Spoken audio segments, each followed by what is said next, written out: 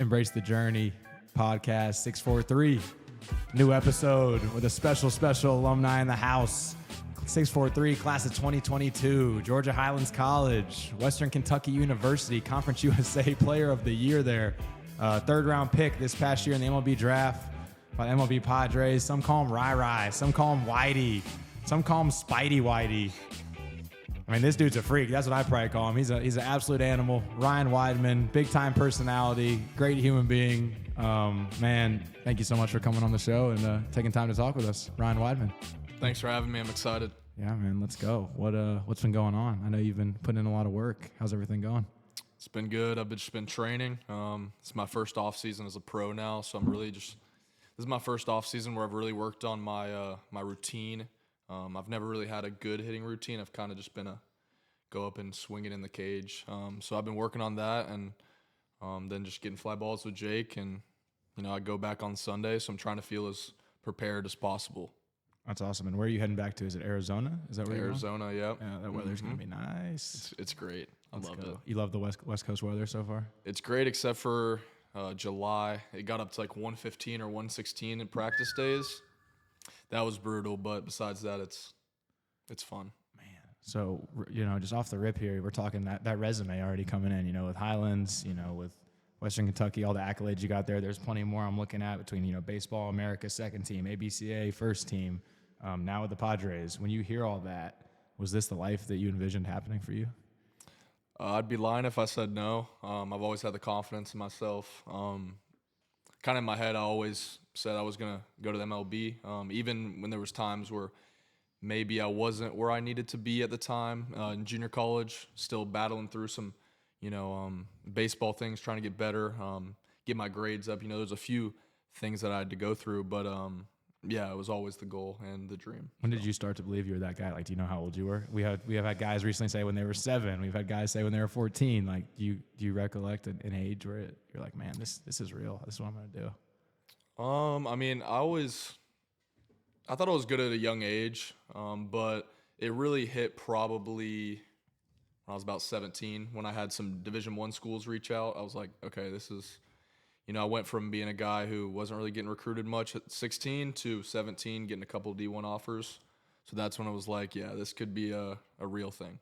No doubt. No, yeah, you really started to peak and climb, or not peak, you're still peaking, but you really started to take off, I would say, right? And I think a lot of guys around here saw it and felt it and were like, this is, whenever that happens with a player around here, everyone starts getting a little excited. You can see everyone starts going to watch or talk about that guy more. I love how, upfront, honest you were to start, because that's one of the first topics I had, your personal growth, your journey. Every great in the world, whether it's in a sport, in business, whatever they're doing, there's usually battles along the way that we have to go through. Talk about whether that be, like you said, some of the grade stuff, some off the field, some personal stuff, with family type things. How did you sift through adversity, and how was some of that really good for you to help you where you are today?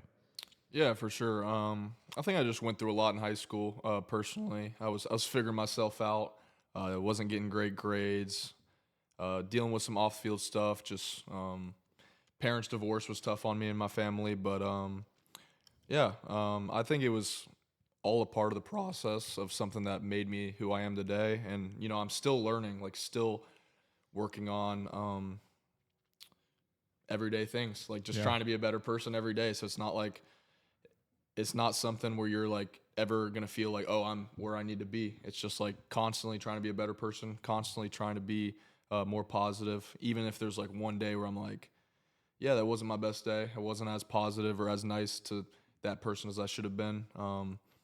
Then it's something I really try to bring, just positivity to people's lives. Lifelong learner, it sounds like, right? You're constantly getting better, but you're never arrived. Our producer, Freddy Hartzell, makes fun of me. I like to bring out Kobe, right? Job not finished. Exactly. Whenever I think I'm there's always just a little more to go. First look, and shout out to Freddy of the episode. Shout out to Freddy, man. He's done a great job. Shout out Freddy. Episodes. Yeah, he's going back to Tennessee soon. We really appreciate him. So were there any key mentors? I know you talk about, your parents' divorce. You talk about some of the grades. Were there any teachers, any coaches, any other family members that you really felt like you were leaning on during those years that, maybe helped give you that extra push? Yeah, for sure. In high school, I had a guy who was kind of like a older friend slash, he was kind of part of our church, but more of a life group person. His name's Andy Kirk. He was just really big for me in high school. When I got to college, it was a little bit better with my personal life. So, but really those sophomore to senior year of high school when I was kind of going through a lot, he was there for me. And now he's, still a part of the journey. He comes to a lot of games, always supporting. So definitely a guy like that. That's awesome, man. You need people like that, right? That are just there for you, there to listen, bounce stuff off you, right? I mean, I'm sure that's really the key when you get to hear it, and then you don't feel like, okay, this isn't crazy. There's other people that have gone through this, or he knows people that have gone through it. I mean, there's a uncanny, I'd say not comparison's the wrong word. There's an uncanny resemblance of a lot of the greats, again, that I've just read in books, and I'm a big reader on personal growth, high achieving. I've seen that on your Insta story. Hey, yeah, Instagram, we're getting it going. Shout it out. Yeah, Freddy makes fun of me for that too. But at Jake Pralgo. Yeah, when you got haters, you're growing. We got a fan here. Let's go. That's awesome. But like a lot of greats, again, in whatever success of life they're doing, it seems like they were that either like, I'm not saying this to diss, but they're like the fat kid. Or maybe they had a death in the family, or their parents got divorced. Like there's a real thing about like having to go through stuff in your development years where it's tough and it stinks, and maybe even for a second you're not sure where it's going, but that's part of making you tougher and getting you prepared for life. So when I hear about your battles, I mean it's no surprise of how great of a person you are and who you've always been, but you had to go through some of that, and some people go through that at I think 25, 35. Some people go through that when they're 50, 60. So why not go through some of that junk when you're in high school and get out of the way, right, and learn? So it's such a cool story. Are there any specific habits like that got you on track? I know some people turn to God, they turn to the gym, they turn to then like the sport or the classroom. Like, are there any specific things that you started figuring out that you still even do that help you when you're having that bad day you talked about? Because there's always bad days, right? You're never gonna get away from that. There's always gonna be those. I'd say just prayer helps me a lot. I just try to constantly pray about things that are important to me. Baseball, life, self-improvement, whatever it is, I just try to pray as much as possible. I'll probably do a better job of like diving into the word more. It's something that I've been trying to do better recently. But yeah, especially in college, what worked for me was just prayer, talking to God. And I just felt like I did more of that in college, and it seemed like I could feel his presence more. With the teams that I was on sophomore year, I mean, we had guys on the team like leading Bible studies, telling everybody, hey, meet downstairs at this time on away games and let's go study the Bible together. And it just kind of felt like when I'm on teams like that, it makes me feel like I'm at the right place at the right time. Sounds like surrounding yourself with good people was huge, right? I think that was huge for me in college, was like kind of getting out of my, leaving home a little bit. Getting out of that bubble, right? Getting out of the bubble, meeting new people, and realizing that, there's other people, different people, people that are positive too. And not that they weren't, in this area, but it worked out for me better. So yeah, we all get comfortable. I know I was like a funny guy growing up. Like all my friends, I couldn't be like serious as much. Like I was, super chummy, like, which my friends love. But then when you're going through stuff, sometimes you don't want to then bring that up to guys. So I think a new environment can be big. But no, so I appreciate you just being vulnerable, being honest with this stuff. Like, because everyone sees a final product, right now. And you're not a final product. I don't mean to say that, but like they see where you're at and they're like, oh man, this guy's got it all. He's got it figured out. But it's so important for kids watching and parents of kids to go like, okay, like it's not always going to be perfect. You got to go through bumps, and hearing you talk about it right now is just really cool. And I'm getting like weird chills, goosebumps, flashbacks, thinking back to you playing on the academy team and hanging out there with you and Tuck and DP always, pulling you aside and you guys talking a bunch. So I kind of want to, since we're in high school, we're going to work our way up through your journey. Talk about 6'4" origins. And you don't have necessarily the normal 6'4" origin story that we have of guys. What's your earliest memory of 6'4"? Earliest memory was getting cut at a young age. I think it was 13 or 14. Tried out, and I kind of knew when I came to tryouts that I was undersized, not as big as the other kids. I knew I probably wasn't going to make the team. I had a good feel for the tryout, and I was like, geez, like these kids are bigger than me. I haven't hit puberty yet. Whatever. I got cut. I found a team to play on, and I knew 6'4" was a team that I eventually wanted to come back to. So got better for 2 or 3 years. And then by the time I was 16, I felt confident enough again to try out. And it's actually a funny story. When I was about to go into my 16U year, I started getting really good at basketball, and I was getting a lot better at basketball. And came in the room, I told my dad, and I said, I think I'm really getting a lot better at basketball. I want to quit baseball and focus on basketball. And a guy who used to work here, David Carr, he gave me a call that night, and he said, hey, man, I just want you to come try out for our 16U team. Just see if you make it, and if you're good enough, keep playing baseball. said, I'll give it a chance. I was averaging like 11 and 5 on freshman team or JV, whatever it was at the time. I was like, I like basketball right now. And Buckets, then getting buckets. Then David Carr calls me a week later. I kind of just wing a tryout, make the C team. And so I was like, great. I think this is a sign I want to play for 643. I've always wanted to play. So, when I made the team, I kind of fell back in love with baseball again at that point. And I knew ever since then I've had no doubts about quitting. 643 was great for me. And yeah, it was a good time. So your dad, Tom, big-time basketball player for those who don't know, right? Played at Clemson, played overseas professionally, is that right? Exactly. And then him and David were teammates in high school. That's the connection there, right? Well, in high school teammates. So David was our former general manager, one of the starting guys of the company, huge piece of this place.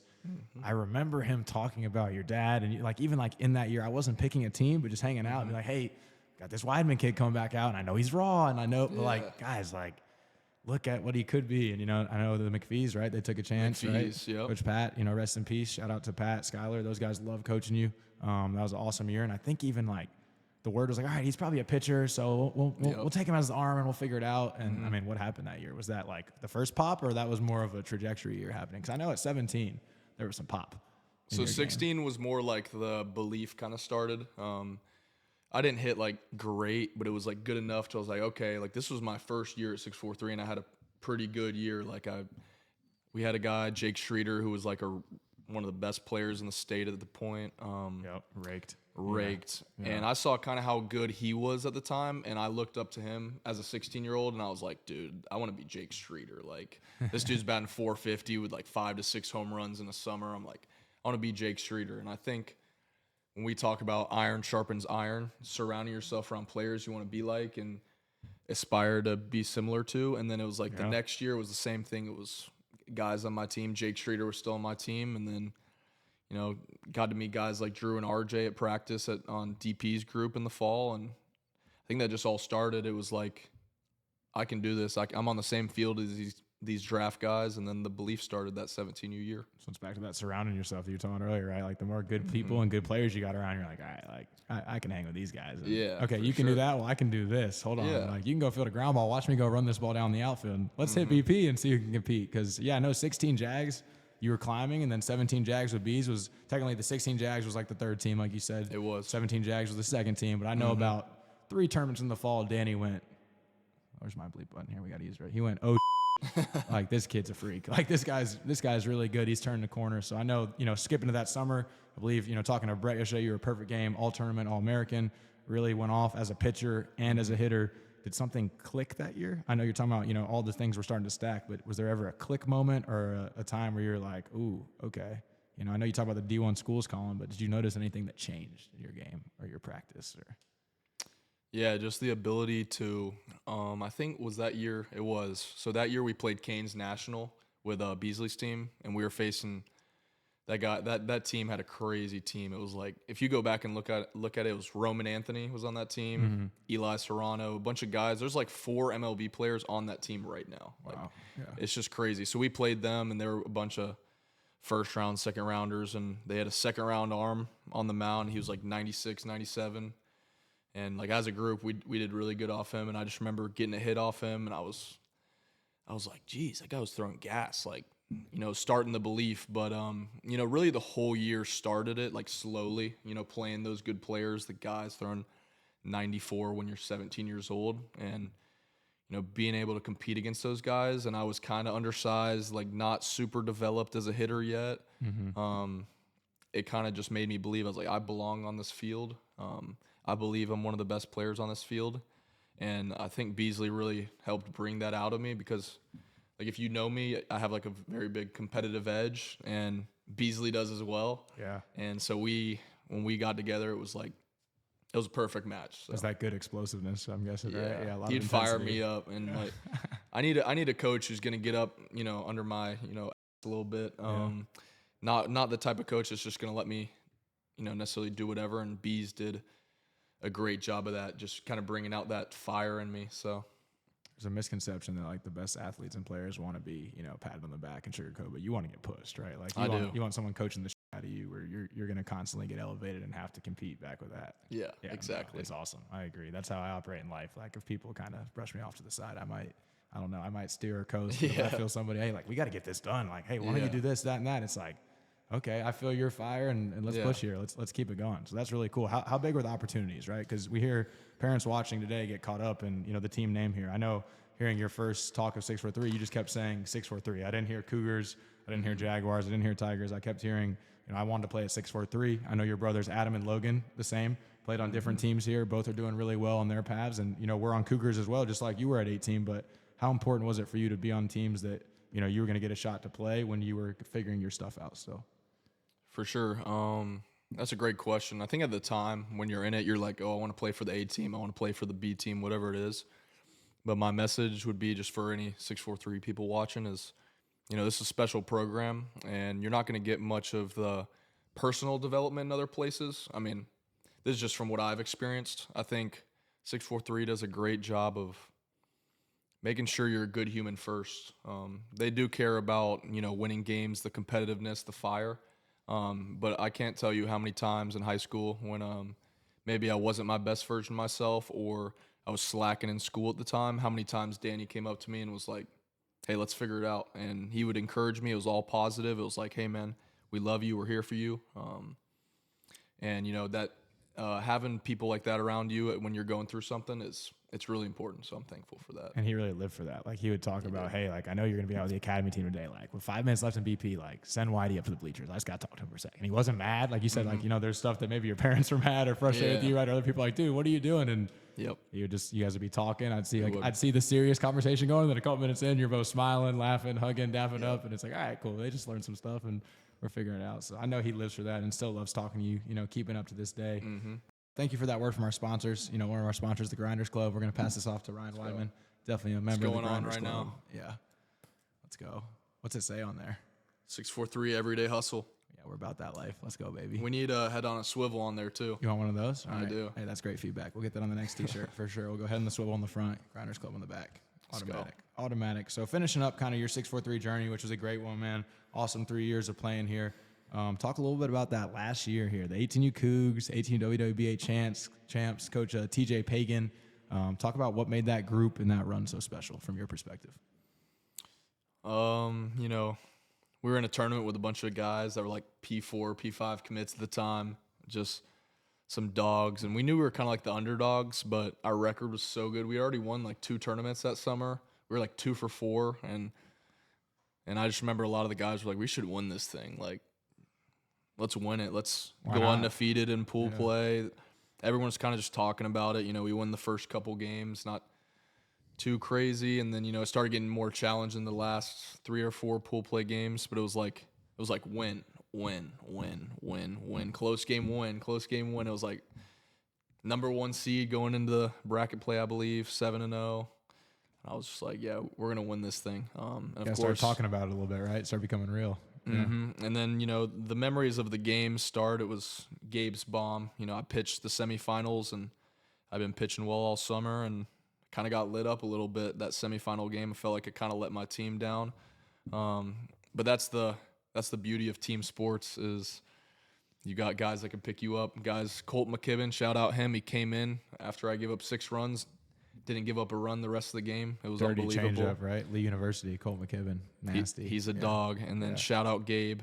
It was either a grand slam or 3-run shot, but it was like a 2 out, down 2 or 3, a couple innings to play. Huge home run. Gabe, he's just clutch. Just an absolute dog, clutch. Still one of my most memorable home runs that I've watched just because everyone's so fired up. It brought us to the championship game. And then, of course, we played a really good team, the Cream. They were the number 1 team in the country at that point with a really good arm on the mound. And we had Dakota Corntassel, just a dog, a guy who, beast. He's all will. He'll tell you he's one of the most confident guys, and he was filling it up with like 80 to 83 that day, just filling it up. These guys were committed to LSU, Vanderbilt, and he's blowing fastballs by him, changeups in the dirt. They're swinging at it, and I believe he had a shutout or gave up 1 run, and it was a smooth sailing game, and now we are national champions. So you can hear when you say team, it's genuine because we have the video. We'll show of Gabe's home run. Like you're standing out in that video. And we show on his podcast of like how excited you are. Everybody how happy was. We were all like piling on the field almost. Had the pink hat going on, right? Yeah. So talk about, just to close that, the last out. Do you remember? Because it was hit to you, right? Hit to you at first. Do you have any recollection of like getting excited or for sure. Of course I remember that, but it's funny. The guy who hit it was first rounder for the Braves. Caminetti's son or nephew. Okay. I don't remember his first name, but I think Cam Caminetti. Yeah, that's him. Crushes one like right at me, and I mean, we're in the national championship. I'm gonna body it. Like I'm not letting that go through my leg. So I bodied it, and it was like right. It landed like right in front of me, and I can just see he's already halfway down the baseline. So I pick it up bare hand, and I just sprint as fast as I can to the bag, and I could see we're like about 4 or 5 feet away. We're like dead even. And so I just lay out, and then he lays out, and we're like kind of laying out, and our heads are about to like hit, and I turn to the right, and he turns to the left, and we kind of almost collide, but we don't. And then I look up, and it was such a bang play, but I thought I got him, and then I look up at the ump, and boom! And then I just sprint out of the mound, put the ball in my pocket, of course. I still have the ball, and we sprint out of the mound, and then Dakota Corntassel's laying there like a starfish on the mound, and we just all get on top of him. So, yeah. Dude, that's exactly how the video looks. Like, yeah. Wow. No, I mean, it was an electric moment. I remember being in the dugout, and like they got a couple base runners in the last inning, so it was starting to get a little tense in the dugout. Yeah. Like everyone knew we were going to win, but it's kind of like, baseball, last couple outs. And when the ball's hit to Wideman, though, we're like, all right, cool, lock it up. Let's go. Ball game. So overall, okay, that's a great description of your 3 years at 643. I know you did the academy team a little bit. That was a good experience too at Tucker. Is there anything specific of 643? I love hearing you talk about the personal side of things, not just the baseball player, but is there anything you think 643 helped you with the most when you got to the next level? Because that's what we're going to talk about next is, the Juco grind, WKU. Is there anything that's kind of stuck with you from 643 the most?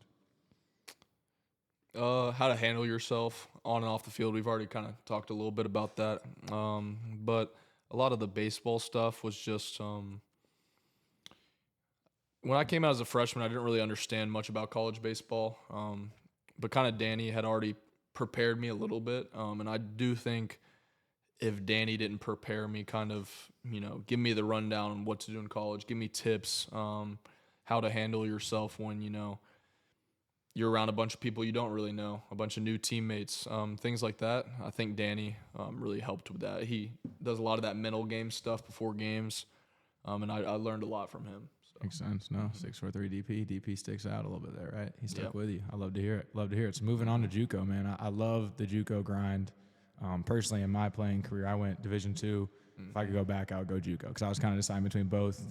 I was talking with people about, well, your grades could get delayed or could get messed up with how my college and academics ended up going. It wouldn't have mattered anyways. Like for me, I wish I would have gone Juco for sure. There's a stigma though of parents around here, especially like, say a private school parent or sometimes people in an area of like, well, we're used to, this education. So why would we go to this school that doesn't have as much credentials or whatever, you could say about it. But to me, if you want to play professional sports, especially like, some of these JUCOs in Highlands in a good spot over there in Carswell, they're in the middle of nowhere, right? Where you have to learn how to grind, just like some of the places you're going to play in the minors this year in the middle of nowhere. Like that's kind of a long-ended, open to the question about why did you pick JUCO and why was it the right move for you and your story? Obviously, it's played out pretty good. Yeah, it's a good question. I'll tell you. I'll start with what you said about the parents and stuff. I had a lot of buddies that had the same stigma of like they were really smart in high school. And I was committed to a JUCO, and I wasn't that smart, or didn't have that good of grades at the time.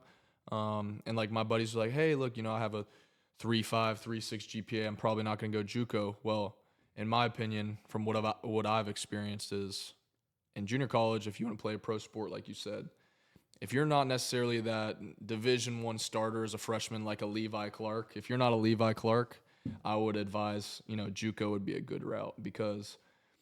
If you go to Division I as a freshman and you're really good, but there's a fourth-year guy who's just been starting for 3 years, and he might be just as good as you, maybe even just a hair better, but he's going to start no matter what just because he's been there. The coach trusts him. I mean, we talked about this the other day. He's older, right? Yeah, he's older. A little more mature. Coaches want to find reasons like why not really to start freshmen because it's a representative of their program, how you act, how you carry yourself. And just sometimes a lot of freshmen don't really have that figured out in college baseball. So junior college, it kind of gives you a chance to figure that out. I luckily had a coach that believed in me and wanted to start me as a freshman. And I learned those things really quick, like how to carry yourself on a college baseball field. So shout out Coach Dash at Georgia Highlands. We got, a long list of alumni that have spent years at Georgia Highlands and gone off to do really big things on and off the field. I mean, any words for Coach Dash and how much he meant to your journey? Yeah, thank you, Coach. I mean, I tell you a lot, or I've told you a lot in the past, but you've meant a lot to me. Just a great human being.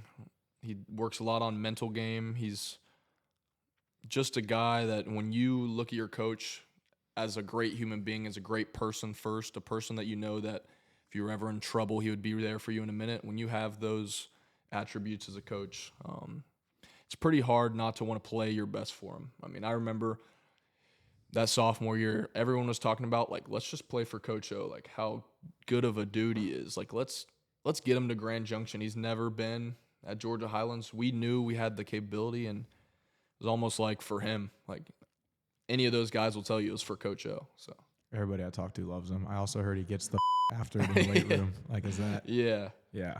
Talk about the day-to-day at Juco. Like, talk about the day-to-day grind. And it's gonna sound like a lot to some people, but it's why, you guys turned a beast there. Like, what do you guys do on a daily basis at Juco?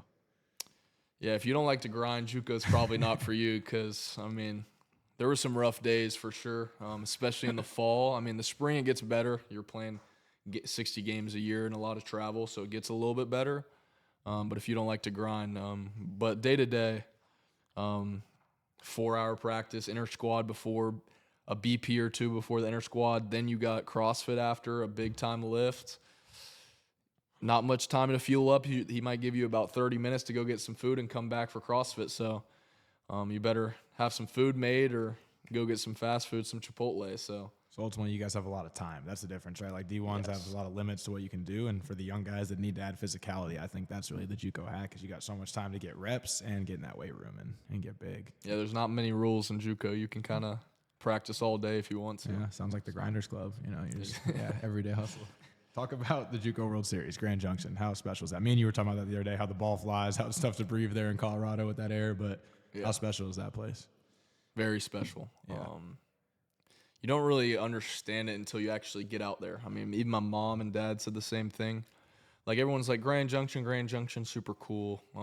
Then you get out there, and then, like, the first game, it was like 10,000 fans at a 11 a.m. game. I'm like, what is this? Like, what's going on here? Junior college, 10,000 fans. I mean, at Highlands, like, we were playing in front of 20 to 50 people every game. So it's just it's a big difference. But I think it helped me prepare for like some of the big games. Like we played Tennessee.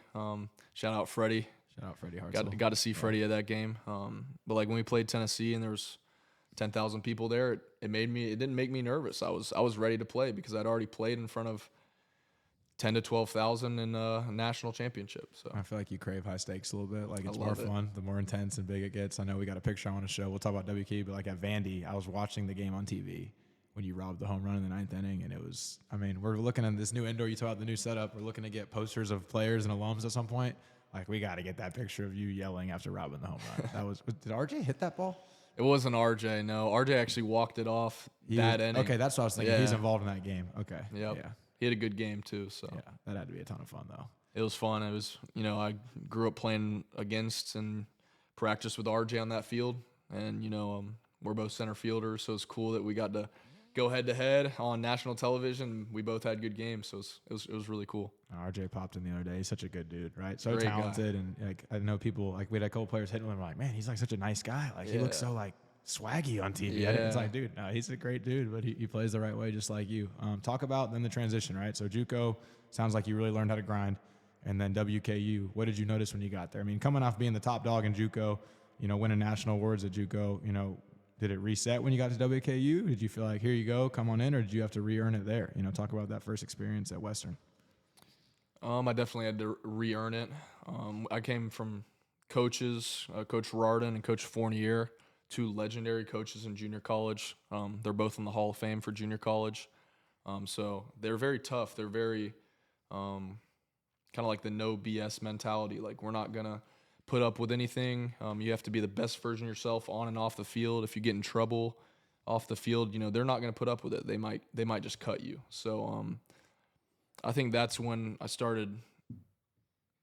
I kind of made it my goal. This is my junior year. I'm going to get drafted. But I still had to even earn my spot on the team. So when I came in, it was just like I just started playing center field, and so I was just trying to prove myself as a center fielder, earn my spot, and I think by the end of the fall I'd done that. But it wasn't necessarily easy at first. There's still some challenges, some bumps in the road, but by the time the spring came, we were ready. So go time, right? Mm-hmm. You guys had an unbelievable start. I don't remember exactly what it was. Correct me if I'm wrong. Was it 25-1 or 24-1 or 20-1? I believe it was 21-1. 21-1 to start the year. You're wearing the hat, right? Conference USA champs. Yep. Congrats to you and the team and the coaches. Outstanding year. Sounds like the way the coaches go about it, it's not really a surprise. They were building that culture early and brought a lot of dudes in that could help them do it.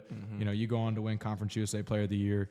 Did something change with the mindset? I know you're talking about having to earn it. Did you feel like you grew up even more there? Like, was there anything in like the day-to-day there? Because, coming from Juco, we get to practice, 20 hours a day, joking, but kind of serious. And then WKU, you're on limits. How did you keep that Juco mindset and keep grinding there? Were you doing extra stuff when no one was watching? Was it a lot of, mornings, late nights? I mean, how's that mindset at WKU different? Yeah, more of the confidence had just been building up over the years. Like we talked about from about 17, I'd stacked so many good weeks, good years, where the confidence has just kept rising over time. So then when I got to Western Kentucky, coming off of being a first-team All-American, it was like, I got to do it at Division I. It wasn't like, hey, I'm going to go do this. It's like I have to prove myself at this new level. It's a whole different ball game. So I just committed myself to I wanted to be one of the best players in the country at D1 because it was, that's how I felt in junior college. But it's like when you get a D1, nobody really cares about what you did in junior college, kind of like in high school. If you were the best player in high school, nobody really cares. They get to college, and if you talk about high school or junior college, everybody's kind of like, what are you talking about? Cool, dude. We're here. Yeah, we're here now. We want to see what you can do here. And so I luckily had a good teammate last year. Shout out Joe Siervo. He was a junior college guy too. And we would just bounce ideas off each other, and I would tell him, hey, I'm going to hit this and that. I'll tell him, he was like, look, man, this is a different world. Like, I know you're saying it, but you got to actually go do it. And he ended up being the left fielder the rest of the year. And I think we honestly helped each other with that confidence. It's like, let's go do it. Like every game, let's go do it. And so it was just that focus every game, being locked in. And it was a good year. I love it. Yeah, every level there's another devil. At every, you want to go somewhere, just be the best where you're at, right? Like you want to get drafted, like you can't get too distracted by that, but I'm going to be the best player at Western Kentucky. Just like when you're at Highlands, you wanted to go D1, you had to be the best player there. But I love what you said, man. I think a lot of guys get that I've arrived mindset. I know, who was it? Brant Herter talked about yesterday when we talked with him, with the Tigers now pitcher. He said, yeah, when I got to Georgia Tech, there were kids in my class that I thought were like the man. Yep. But the problem was they thought they were the man. And then they got there and they didn't put in the work, and they wanted to talk about all the things they did before they got there. But to your point, the coaches, players, everybody kind of laughs and scoffs. Like, it's great. Like, good for you, man. That's awesome what you did. But yeah, this is where we are. You got to be where your feet are. So yeah, you can think you're the man. You just can never think that you're good enough to not work. You can still have that confidence about yourself where you're like, I'm the man. Definitely. I think I bring that every day, but it's like, hey, I still honestly need to get better at this and that. You still have to have that mindset. It's like, where are the holes in your game? What is your weaknesses? And you want to improve those. Because if you're telling yourself, I'm already this good, then you're never going to get any better. Even Shohei Ohtani talks about some ABs he could have done better. And if Shohei's saying he needs to be better, then everybody else needs to be saying they can be better. 1,000%. Couldn't agree more. Your work outweighs your talk, right? Like, you're a confident dude, but it's because you put in that work, right? If you're just talking, then where's the work to back that up? That's where I think guys get caught, right? And everyone's so good now, right? Like, I'm sure that's what you start to notice at every level. You're looking around like, okay, there's dudes everywhere. Like, even Western Kentucky is considered that mid-major D1, and some kids, we talk about the Juco, we have kids that scoff at mid-major D1 out of high school. That it's like, dude, what do you like? That's a great Division I school that wants you and says you can play as a freshman even. Yep. So what do you say to that kid, like, who thinks they're above the game? What did you see at Western competing against Tennessee, Vanderbilt, having the run y'all had? Like, how competitive is it there, and why should a kid consider a mid-major? Yeah, for sure. I would definitely consider a mid-major, but What me and my dad always talked about was like, go where you're wanted. I felt like in my recruiting process at a Juco that Western Kentucky just wanted me the most. There was a few teams in the mix, some bigger schools that had reached out and said, hey, we might offer you. We're going to come and watch you play, see if we're going to throw you an offer at the end of the year.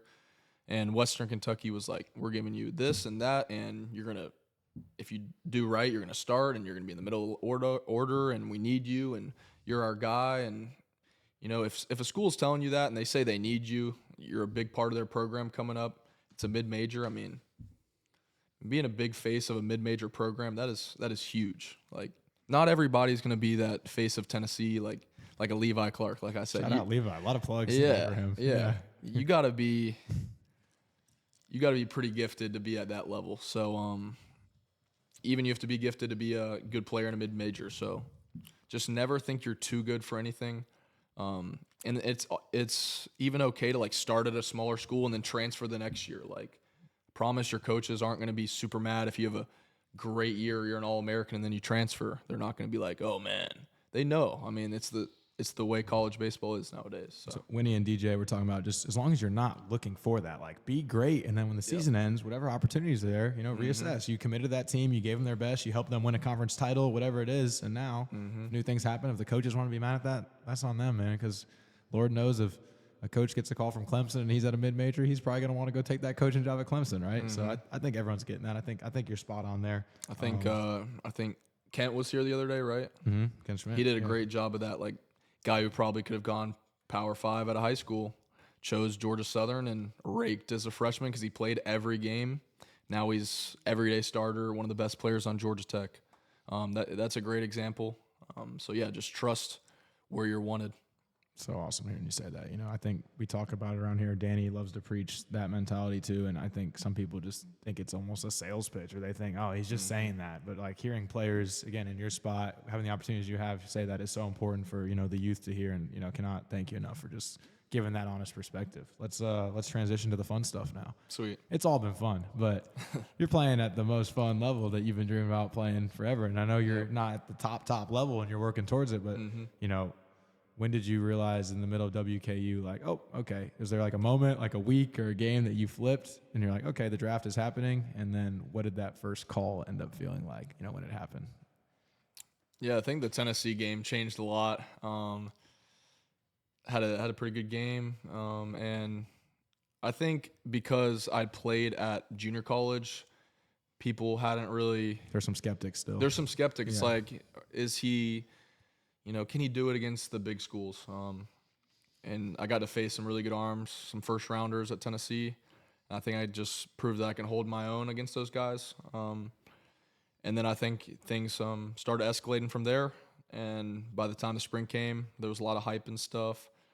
And I just knew I had to put on a good year. I had to play my best ball. And, it was pretty cool that it ended up happening the way it did with our team being so good too, because it just made everything so much easier for me. The team's doing good. You're helping the team. It usually goes tenfold back to you. But I mean, just looking at your stats, dude, it was crazy. 398 batting average, 466 OBP. You had 10 bombs, 6 triples, 20 doubles, 45 bags. That one we love because we love the grit of the base. Love the bags. I mean, you set a single season stolen base record. Again, you robbed that potential walk-off homer against Vandy. We're gonna have to get that clip. Was that SportsCenter? I'm guessing. SportsCenter. Number 1.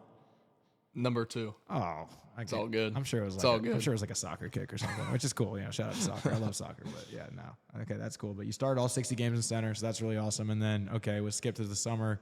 You had a feeling, I'm guessing after that year, there was stuff coming. What do you remember about the draft night and getting that call, and what did that feel like for those that have never experienced that? Yeah, well, I'll say first, the whole process, like after the season ends, is really stressful. So if anyone's going through the draft process next year, just take a deep breath, realize that it's going to work out the way it should. I didn't know that in the moment. I was, when you're in the moment, you don't know what's going to happen. But I was stressed out for a while until the draft. But then when it actually happens, the night of, you kind of just sit there and wait for a call. And didn't really get a call till about the end of the third round. And I was been hoping I would get a call before then, but I didn't. And the first call I got was the Padres, and they said, "Hey, how would you feel if we picked you for this amount of money right here?" I said, it was an immediate yes, no questions asked. And so then they said, all right, we'll let you know in a few minutes if we're going to take you. So I'm just sitting there, longest 3 or 4 minutes of my life. I'm swear like sweating bullets, watching the screen, seeing all these guys getting picked. Then about pick 96 came up. Loudest phone ring you've ever heard. It was like, ding! Like the whole room heard it. And so we go to the other room and he's like, my agent gives me the thumb up. He says, yeah, it's happening right here. So we come back in, and my family, we didn't want to tell anybody like what the team was. We just wanted them to like watch it for themselves, but they knew like it was about to happen. Yeah. So then we're just sitting there, and the Braves were picking, and my dad's like, "Is it the Braves? Is it the Braves? Oh no, it's not. No." He's like trying to figure out what team it was, and then of course it was like 97, 98, and then I could see Adam go to the corner and grab the Padres hat because the Padres were one of my top teams throughout the process. So I think Adam started figuring it out. He went and got the hat, and then by the time the pick happened, I already had the hat on my head. So it was a surreal night. It was pretty cool. What was your first thought hearing your name? Like, oh, this is real, or you don't even remember. It was just noise. Yeah, I think what I remember was like, I'm not gonna actually believe it until I see it like on the big screen like pop up, because even though they were like, yeah, we're gonna pick you here, for some reason that was the most nervous 2 or 3 minutes, was just actually waiting to see the name on the board, like make it official. So I'm just waiting. And then when I see it, that was like the relief. Like when the emotions started coming out, it was like, geez, like I even told my mom, I was like, I'm not going to be emotional. Like totally was super emotional in the moment. So it was awesome. You should be, man. It's your life's work, then getting to see that, all right, people are willing to pay me money to do this. Like, that's what I've been working for my whole life. It's a dream come true. I know there's a video from Hoover, because Logan's team with Danny, 17 Cougs were in Hoover, where I think Adler Bowen, or shout out Adler. Walker Killamette too. Yes, dude. They're just like going nuts. Like, nuts. Like, let's go. A big group of guys. So it's really cool to have guys like that care. Seeing the videos of, even I think Beasley and Danny sent me a video. There was a couple videos I saw. Like, that means so much, just that people are caring about the journey and stuff like that. It's so cool to have that support. So. It's your village, man. Like as you go, there's people you pick up on the way that are become, they try to help you and guide you, but then they ultimately become fans of you, right? Because, they're watching you continue to grow and flourish. So it's been so special watching you, represent your family and who you are, and just keep getting better and keep getting better. And, you're only getting better now. So to get the pro ball call, guessing a quick shuffle, finding out the info of when they need you to report where. Is there anything you noticed, like, first day at pro ball? Like, okay, this is different, or wow, that's faster, or oh. Yeah, that's a good question. The first thing I picked up on was how good the infielders are. Honestly, that was the first thing I saw. Was the first day we started doing some infield, just like simple scoops. And it's not that I've played with great shortstops. Shout out Reed Howard. Shout out Luke Orphy. 2 really good shortstops. I think it was more like the polish on some of these infielders. It was like their glove wasn't even moving. It looked so easy. It was the easiest I've ever seen. I mean, day one, guys probably haven't even taken ground balls in weeks. So it was really cool. And then just the work ethic of some guys. I mean, you got guys that, seeing how hard some of the undrafted guys work, seeing how hard some of the first rounders work. I mean, everybody top to bottom, just hard workers. Goes back to iron sharpens iron. You're realizing, okay, this is an environment where I'm going to have to get better, because everybody else is working their ass off and everybody else is that good. And I'll tell you, I've started working even harder since I got to pro ball, just because seeing what guys ahead of me, AA, AAA guys do on their day-to-day routine. It's like, oh, this is what a AA or AAA baseball player looks like. And I got lucky to room with a guy who has a chance to make the big leagues this year. He's close to the 40-man roster. He's a AAA guy this year. His name's Romeo Sanabria. Shout out him if you see this. I'll see it. But I think we only roomed for about 2 or 3 weeks. But just even having a guy like that to talk about what he's going through, being close to making the major leagues, his routine, how he carries himself on and off the field, it really helped me. So surrounding yourself with the right people. Absolutely. That's got to be the theme of this episode, and it's facts, man. It's big facts. Was there a coach so far, or anyone who maybe was at the bigs? I feel like you were telling me maybe about somebody you were hitting with or sending videos back and forth, or somebody that's influenced you a lot as a coach. Yeah. So there's 2 guys that come to mind for sure. Vinny Lopez, he was a guy at our facility, really the main guy at the Arizona complex. and he does the outfielders, so it works out for me. He just puts me through a lot of work. He's given me a hitting routine, a fielding routine, all these things, all this encouragement from these guys he's worked out. I mean, the outfielders that he did the same routines with, Merrill, James Wood, Jacob Marcy. Those are the three that pop in my head, the recent really good players. But yeah, he's putting me through the same drills those guys were 3 or 4 years ago, and I mean all three of those guys are all-star caliber players. And all we talk about is trying to win a Gold Glove eventually. So Love it. yeah, and that's kind of like what we are working on right now.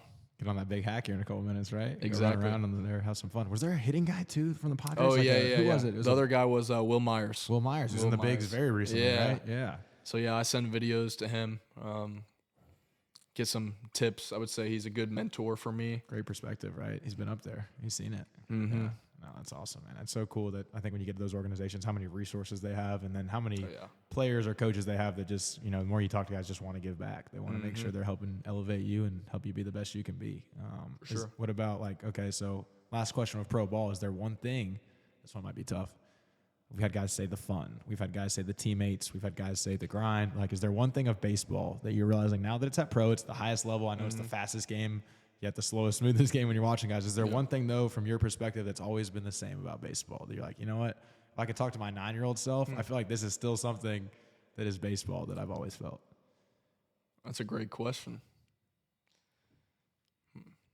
I mean, it's still the same. It feels like the same game that you're playing when you were 12 years old. That's what I'll say. It's literally the same game. It's just everybody's a little bit better. So a little bit more focus is needed, a little bit more attention to detail, hitting a cut there, how to catch a fly ball there. Just the little details are more important, but literally the same game from when we were playing here, 16 years old. So it's all about the little things, right? Yep. You like my Jaguar shirt here, by the way? This Get Freaky. Shout out Jeremy Johnson. He made this. Yeah, that's pretty cool. I might need one of those. We need to make more of these, right? Let's See, the merch is growing since you left. We gotta get some more gear on this guy. crazy. What are you, like double XL though now? Nah, just XL. How big are you? You're 6'4.5", you said? Yeah. What do you weigh? 210. Yeah, that's where Freddy's going. His goal is 225 this year. So, Nice. You can get there. Yeah. What do you think he weighs right now? 190. Yeah. Are you cool with the speed round here before Let's we close do it it. out? I was just looking at that. We're gonna. Hey, you're cheating right now. Hey, the I speed round, guess. you got to go off the dome. Yeah. Son. All right. I'll flip it over. How about that? There you go. We'll Won't go be speed looking. round, closing message, Sweet. big hack, and some swings, man. Now we get to go do the fun stuff. Now we love. Let's the go work. We love the work. Toughest arm you faced this year in pro ball Ooh, in pro ball. or college, if you Or have that. college. Yeah. Fair game. Pro ball, there was this guy. His last name was Patrick. He was a lefty on the Dodgers. This dude was legit. Yeah. He carved me for like 4 ABs. That was probably like the welcome to pro ball moment. Was like 0 for 3 Ks off this guy who's just like a polished lefty, 95, 97 with 90 cutter. I mean, it was like here it is. So shout out that guy. I mean, I hope I face you this year, get my redemption. But Just about to ask, is that a guy you want to face again? And of course, that's the mindset everyone. Give me needs one to more hear. chance off him. I got him. But You're going backside double next time. Yeah. For sure. Is there a Georgia Highlands memory that's the best? Georgia Highlands. One memory that sticks out the most. The moment catching the last out, going to Grand Junction, Dog then pile? dogpiling, knowing that we're going to the national championship. That was a pretty cool feeling. Nothing beats a dog Never pile. been to Colorado before as a program, first time. So Yeah, legendary. Absolutely legendary. How about WKU? One memory that sticks out. I mean, obviously winning the conference championship sticks out, but I'd say outside of that, when we went to DBU's place and won the series at their spot, that was really cool It's a sick setup they got there, right? They were like play. they were like number 13 in the country, and we're WKU, a smaller school, and come into their really nice field and take the first 2 games is pretty cool. That's awesome. Yeah. Nothing like winning on the road, going into that crowd like we talked about. One hitting drill you like the most right now? Ooh. I think the hallway drill is what we've been working on. I like that. Yeah. It's, come in your launch position and then trying to finish everything through the middle of the field. So Great drill. Favorite play as an outfielder in the game? Is it throwing a guy out, diving catch, running one throwing down? a guy out for sure. Yeah. That's my favorite thing. I take probably the most pride in my arm. I work really hard at that. I had labrum surgery, so it's like something that I really nowadays take full accountability for. It's a big part of my daily routine is stretching that shoulder out. So throwing a guy out's my favorite. Love it. Love it. What's your walk-up song? Do you have one? So it was Metallica. It was, I need the song name. Oh, Master of Puppets. Nice. It was actually given to me by Coach O at Georgia Highlands. We didn't get to pick our walk-up songs my sophomore year. So my junior year, I just picked the same one because it's like it worked. Superstition. Yeah. It definitely worked. Is there a 643 coach in particular? I know you had a lot of coaches you love. You don't only want to have one that stuck out and maybe one lesson you took from them. That's a good question, too. I got good questions. We've been doing a couple episodes. Now we're getting better. Let's see. I'd say TJ helped me a lot with maturing. I mean, me and him used to, I mean, really everybody helped me with maturing, but TJ especially helped me because me and him would go get after it. Like there were so many times where Butt me and him heads would a little like bit. butt Yeah. heads, Yep. but it was always for the best. Like looking back on it, I was just competing as hard as I could, and TJ was competing his best as a coach, but he was also like looking out for me as a player on and off the field. And so when you have a coach where he still cares about what you have to say and what your ideas are, and you can kind of work with them, that's such a good relationship to have with a coach. So yeah, that makes sense. He did a great job when he coached 18s a couple of years. You know, he's fresh out of playing in college, so I think he was always good at like calling y'all out for BS. Or he would shoot you straight about, hey, you're about to be at this level, so if you don't like how I'm talking to you, then you don't want to go play there, right? I think I can hear TJ like in your voice right now. I remember him saying stuff like that, like, Dude, yeah. if you don't like it, then what do you think Juco's gonna be? I mean, I was in Juco, blah, blah, blah. Yeah, so. No, definitely. He's definitely an influence there. And that's a big part of y'all winning that ATWB. Great players, but he was a great leader at the helm. Shout out to TJ Pagan. Yeah, we'll get him on here TJ soon. Pagan. Let's go. All right, these are a couple quicker ones. Who's the funniest Wideman brother? Funniest? I'd say Logan, just because he's just funny like how he is. Like he's unintentionally funny. Yes. Like Yeah. I'm like, Logan, what are you doing? Like just Dude, I remember it happened the first time I met him at a 15, or not, I met him in a lesson when he was 14, but I saw him practice with us the first time in the fall when he was on Tux 15 Jacks, and it happened again when I was 16 coaching him, where it'd be the middle of practice or middle of a game, and he's like an old man who's been working like in the coal mines all day. He's got both arms, he's laying back, he's got his big water. He's like, Coach, I'm not going to first this inning. I'm like, what are you talking about? He's like, I'll just hit this inning. I'm like, okay, Logan. Sounds good. Yeah.